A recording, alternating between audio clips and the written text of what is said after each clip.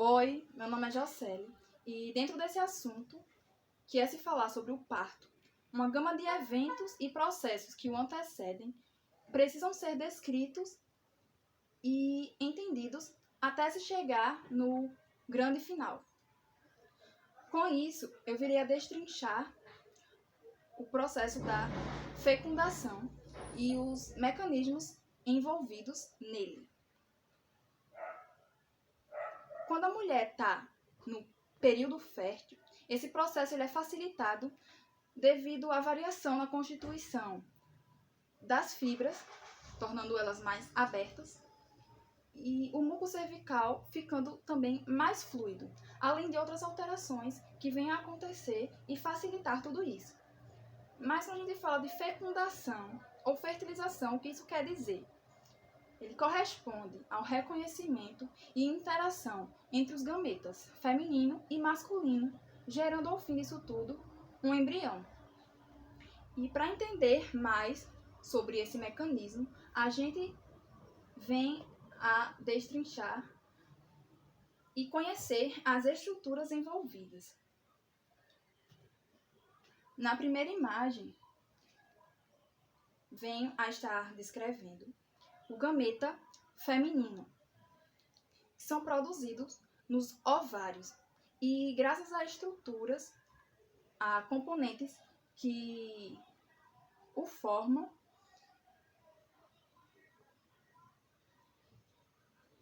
ele vem a se desenvolver e ficar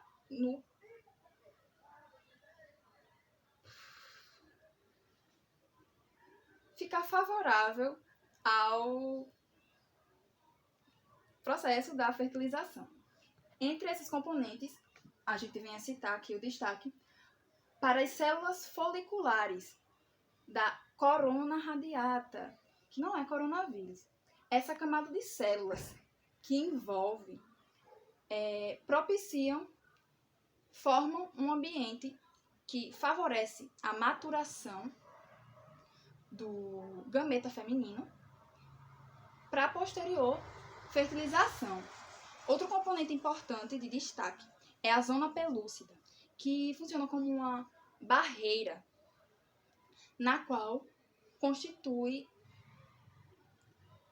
a presença de proteínas que serão reconhecidas por receptores presentes na membrana do espermatozoide. Entre elas, temos o complexo de proteínas ZP1, ZP2 e ZP3, dando destaque a essas duas últimas, que serão melhor descritas posteriormente. A outra estrutura envolvida é o gameta masculino, produzido nos testículos, sendo este o espermatozoide. O componente de destaque que eu trouxe foi a região do acrossoma, que contém enzimas que auxiliam na dispersão das células da corona radiata e na ultrapassagem através da zona pelúcida e da membrana plasmática até chegar no citosol do óvulo e ocorrer o objetivo do processo. Algumas das enzimas importantes são as esterases, neuraminidases, acrosina e hialuronidase. Eu dei um destaque para a hialuronidase porque, associado aos batimentos do flagelo, ela auxilia na dispersão das células e facilita todo esse processo. Antes da fecundação, o espermatozoide que sofreu maturação no epidídimo, ele precisa passar por um processo chamado de capacitação, que promove alterações, adaptações biológicas e moleculares no espermatozoide a fim de o tornar capaz de fertilizar. Entre essas mudanças que ocorrem, podemos vir a citar a perda ou diminuição no peso molecular de proteínas, a metilação de fosfolipídios, a diminuição na proporção de esteróis e fosfolipídios e a migração de proteínas e fosfolipídios para a formação de domínios sobre a região acrossomal. E a partir de todas essas alterações, o espermatozoide passa a ficar no estado hiperativo, desempenhando movimentos rápidos e lineares. Com isso, dois mecanismos parecem estar envolvidos na orientação do espermatozoide ao local da fecundação, que geralmente acontece na ampola. Entre eles, a gente vem a citar a termotaxia e a quimiotaxia. A termotaxia é um mecanismo que age a longa distância e ela é responsável pela diferença de temperatura no local do ejaculado e no local de fertilização. Essa diferença ela é causada no momento da ovulação, o que levaria a uma queda de temperatura no local do ejaculado. A quimiotaxia, o chamado, ela age a curta distância, bem próximo ao óvulo. Nesse caso, o óvulo que foi captado pelas fímbrias, ele emite sinais químicos que facilitam na guia e chegada do espermatozoide até a ampola. O próximo evento que vem a acontecer é a liberação do conteúdo do acrossoma. Nesse caso, vai ter a exocitose das vesículas a partir da reação acrossômica. O que corresponde à reação acrossômica? Neste evento,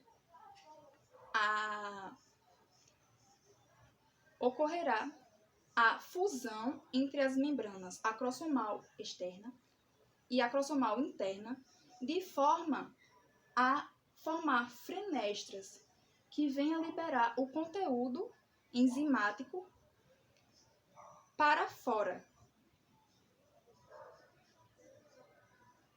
Dá uma pausa, por favor. O conteúdo enzimático para fora. Ai, Deus.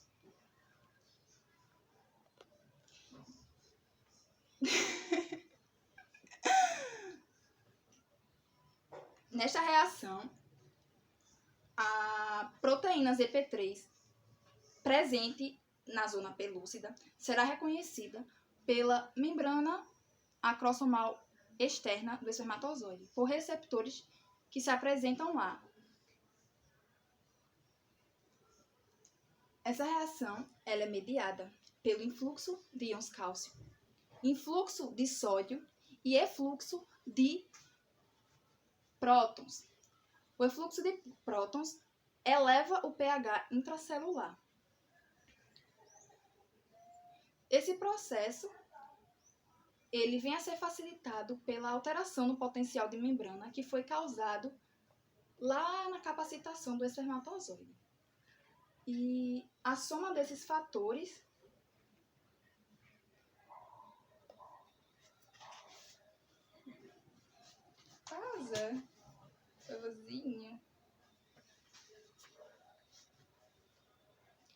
A soma desses fatores é o que vai facilitar a liberação do conteúdo enzimático do acrossoma. O próximo evento é a ligação do espermatozoide à matriz extracelular. Como foi citado, na membrana externa, os receptores vão reconhecer a proteína ZP3.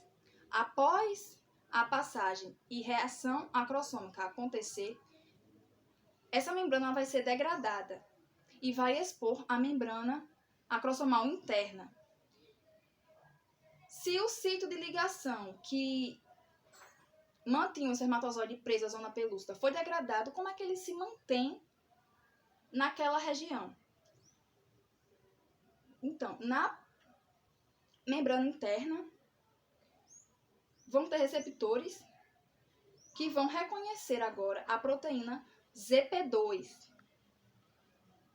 e mantém o espermatozoide aderido à zona pelúcida. Nesta imagem, a gente pode ver a representação do que foi descrito. Após o primeiro espermatozoide ultrapassar a barreira e chegar ao citosol, ele vai promover a liberação de grânulos corticais e promover a chamada reação cortical, que vem a inativar a proteína ZP3 e clivar a proteína ZP2. A soma desses fatores promove a zona pelúcida ficar mais densa e impedir a passagem de outro espermatozoide pela barreira. Neste caso, é um mecanismo que bloqueia a poliespermia. Chegando ao citosol, vai ocorrer o mecanismo de fusão das membranas, que vem a encerrar a fecundação. Com a fusão, vai-se ter a ativação do ovócito secundário e, posteriormente, a formação do zigoto. O zigoto, então, ele vai passar por uma série de clivagens e evoluir de estágio, passando de blastômeros para um estágio mais avançado de 12 a 32 células, que se chama mórula. A mórula, ela passa a segregar e formar uma parte interna, chamada de embrioblasto, e a parte externa, trofoblasto. Neste estágio, a mórula já passa a ser chamada de blastocisto. Ficando banhado no líquido uterino por cerca de 4 dias, o líquido uterino começa a invadir e formar uma cavidade no blastocisto. A cavidade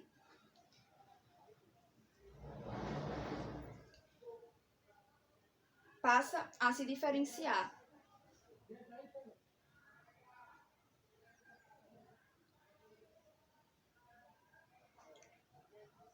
a cavidade que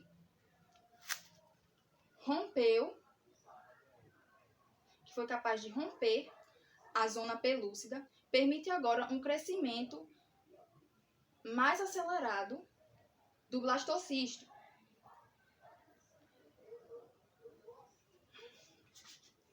E o trofoblasto passa a se diferenciar em 2 camadas de células.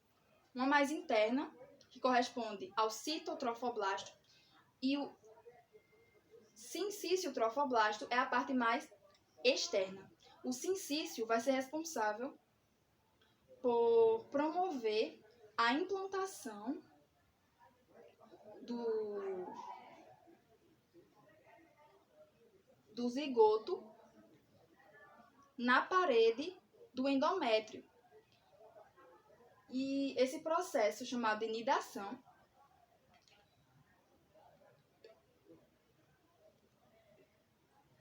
facilita e promove o desenvolvimento, crescimento do bebê.